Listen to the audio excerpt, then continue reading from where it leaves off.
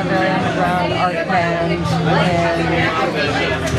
let's see, 1980 and 81, and from there by the time of 83, I then was asked to be keyboard player, backing vocalist, trying to fill you up, I just didn't want to cut you off there. Until 1989, and then I pursued various solo projects.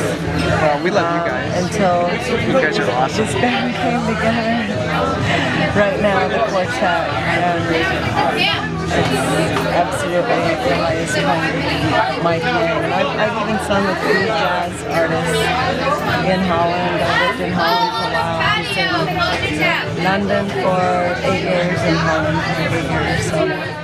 I actually feel like all the kinds of music I've studied in my whole life, and all the years I've been producing other bands, every single thing I get to go on stage and use all of that 50 years of experience on stage with this band. Yeah, it's a free-form, jamming, jazz, classical, rock, prog, everything at once, very improvisational, but none of that matters when we go on stage, because as Gitane has like directed us, what we really want to do is reach a transcendent place where we in the audience sort of depart from the mundane, depart from sort of break through consciousness. Yeah, but I don't. It's illuminated consciousness. But I would like to somehow. And we're still figuring out what we're doing exactly, but I want to somehow make it not seem like hocus pocusy or anything. It's something that's always happened to me on stage when everything is going really well, and you sort of you just become ears. You just become ears. Four people just become like one set of ears, and you sort of disappear. It's something that just happens when you play music, really. That's a lot of talk about music. It's more sort of. Usually I like to talk about politics and technology, but this was gorgeous. But this band makes me think about music a lot. Okay, Rick. Very carefully. You're gonna what? Shut the fuck up, Paul. You don't need to. Now this question's gonna be rough for Rick, because Jesus, you're in like freaking 10 bands at a time at all times. So I have a better idea. Instead of like going back to where people can obviously Wikipedia, like Paul mentioned, what's going on right now in terms of musical projects? Well, first of all, I've played in every band that's ever existed since the 50s, except for the Beatles and the Osmonds. Okay. Second, I just want to make that clear. And second of all, I currently I've been doing. Guys, gotta take it inside. That is closed. Damn.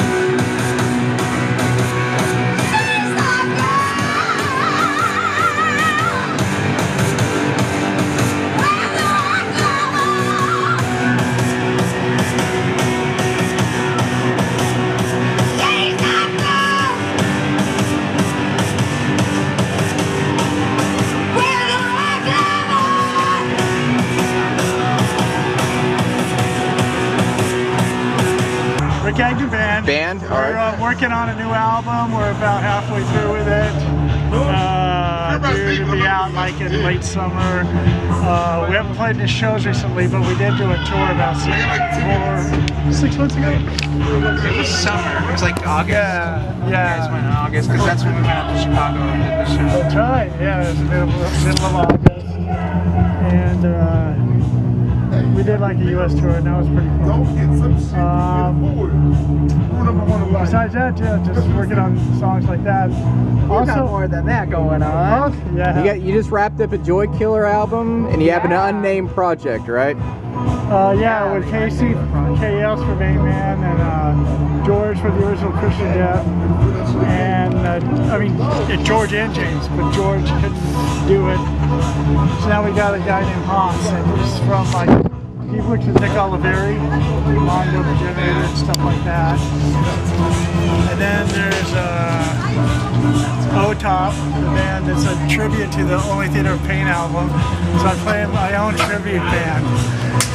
It's called Only Theater of Pain. That's where I met them. Yeah, that's how we got hooked up for the And it's your turn. It's your turn. It's me. I'm Deb Venom. I'm the one no one's heard of in the group, but people don't realize this. But I actually invented ambient death polka, so I'm really proud of that genre. You get a high five for that on video.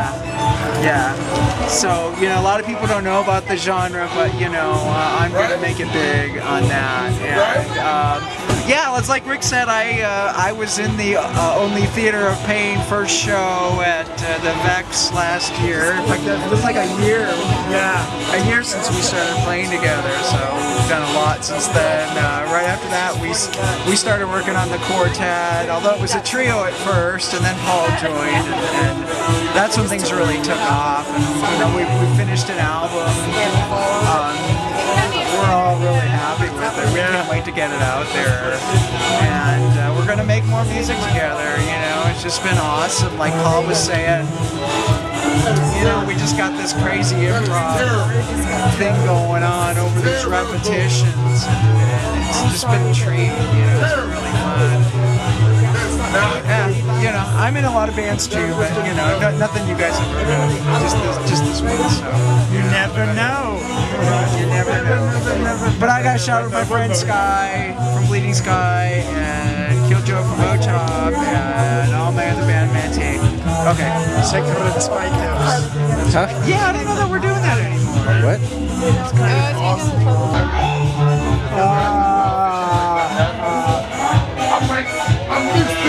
Drowning. I missed the front door shit.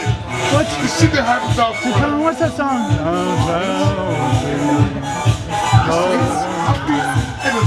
It's called like Drowning or something. What? Or Electric Descending. Oh. Yeah, Electric Descending off the Ash, off Catastrophe Ballet. Is that off the Ashes or Catastrophe? Catastrophe. And also the Sleepwalk. We're talking about you. And Sleepwalk on Catastrophe Ballet. What makes the current band really shine more so than previous projects that have bared your namesake? It's what Paul said in the beginning. She's being difficult. Don't do it all over again, Paul. She's being difficult. No, it's true. As far as I'm concerned, like if Paul described what we're doing now, it would be like the way that I feel about it too. And I think everybody else, and that's why we're able to do what we're doing.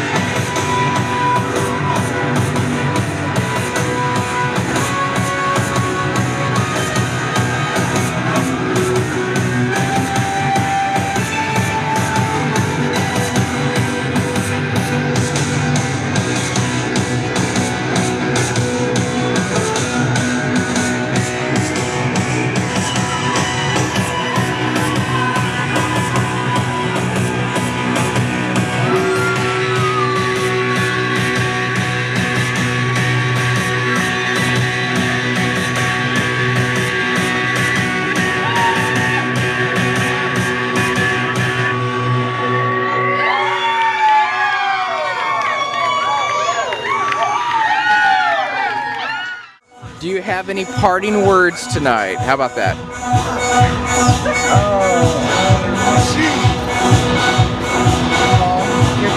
Okay, you think about something. Think about it. Right? Yeah, I think it's a requirement of being a human being to make an effort. To make an effort to try not to just leave a wake of destruction and waste behind you. Yeah, I mean, this is just like kind of my attitude. It's like I'm really doing my best to like leave behind things a little bit better or more beautiful or cleaner or more honest or more awake and more alive and more, you know, and to do that, I think reading a lot of books is a really good thing, and I think, but I mean, I think it takes effort, and I think it's really easy, and we're all sort of, I don't know, I feel like we're kind of instructed, or at least some people are getting the message to just like, to be like really selfish and sloppy and devour and eat and destroy and not give a shit. For some reason, there's this message out there to not give a shit. Where did this get started? I mean, giving a shit is awesome, and making an effort not to give a shit, despite the the heartbreak and the chaos and like the difficult stuff we have to go through. I just would beg people to try to do their best and don't give up. See you guys around. Fuck yeah. That's my last word. Well put, Paul. Right on, man. All right, it was For sure. Laser. okay. Fun. Everyone Great put on show. a great show tonight. We appreciate the interview. I apologize that it came at a very chaotic time, and we hope a wild interview. we hope that it didn't encroach on anybody too much. We hope everybody makes it home safe tonight. Okay. Oh yeah. All right. You too, We'll man. be seeing you in Texas. Awesome. Yeah, we'll definitely see you in Texas. All right. Have a good night, everybody.